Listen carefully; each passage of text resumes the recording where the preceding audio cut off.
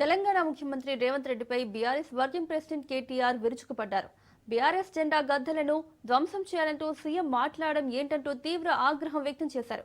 శాంతి భద్రతలను కాపాడాల్సిన ముఖ్యమంత్రి, హోంమంత్రి పదవుల్లో ఉండి ఇలాంటి వ్యాఖ్యలు చేయడం సిగ్గుచేటని మండిపడ్డారు.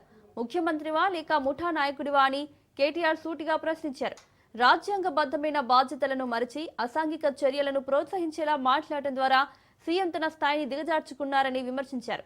తెలంగాణ ప్రజల గుండెల్లో గులాబీ జెండాకు ఉన్న స్థానాన్ని చూసి ముఖ్యమంత్రికి మైండ్ బ్లాక్ అయినట్లుందని కేటీఆర్ ఎద్దేవా చేశారు.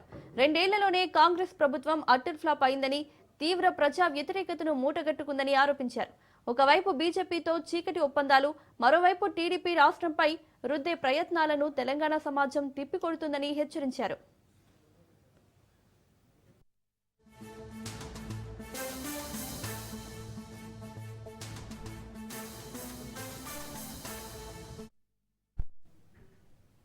ముఖ్యమంత్రి రేవంత్ రెడ్డి ఖమ్మంలో చేసిన వ్యాఖ్యలపై మాజీ మంత్రి హరీష్ రావు ఆగ్రహం వ్యక్తం చేశారు.